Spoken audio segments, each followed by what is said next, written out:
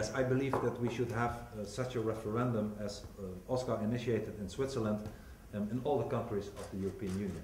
I think it would be, maybe not everywhere, but certainly in Holland, I believe that the result will be not much different than it would be in Switzerland.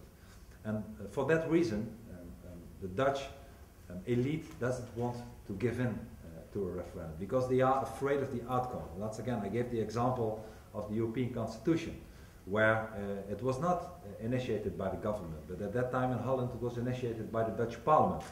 And while 2 out of 3 parliamentarians at that time were in favor of the European Constitution, 2 out of the 3 Dutch voters voted against the European Constitution. And at the end of the day, as you know, it was amended by 1.7% or something like that, and it was enacted anyway. Will I fight for it? Well, I did.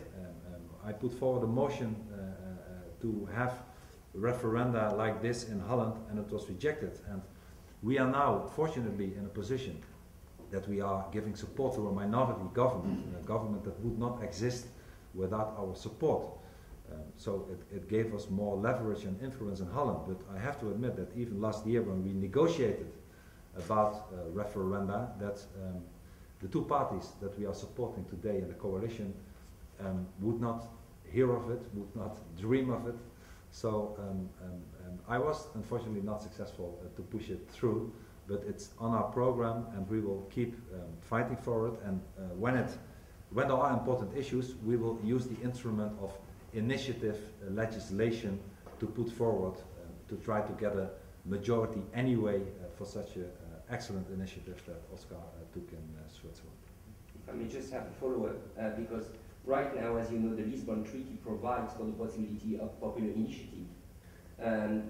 Is it something you're thinking of? Well, as your country is a member of the EU, which is not the case for Switzerland.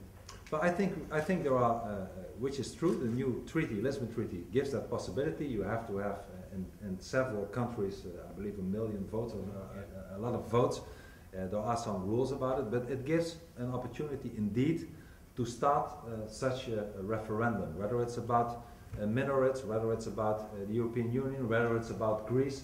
I mean, it's a lot of work, but I'm sure that there are many similar parties like Oscar's party and my party that would support such initiatives.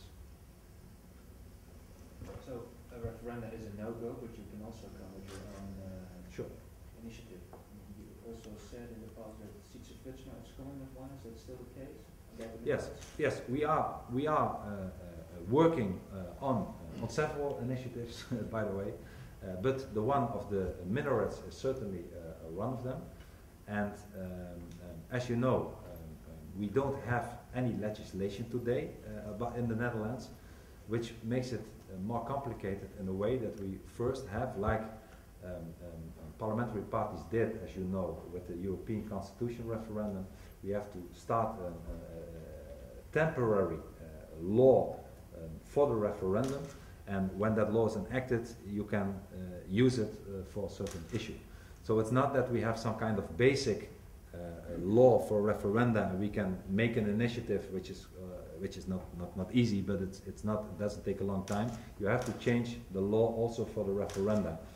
And there are, as you know, several ways to put forward a referenda. And one, you have to change the constitution, that takes a long time in the Netherlands, and others you cannot. Then it's not binding, but still we believe that the government will not reject, even if it's not binding, if a majority of the people would vote in favor of it. So yes, we are working on that indeed.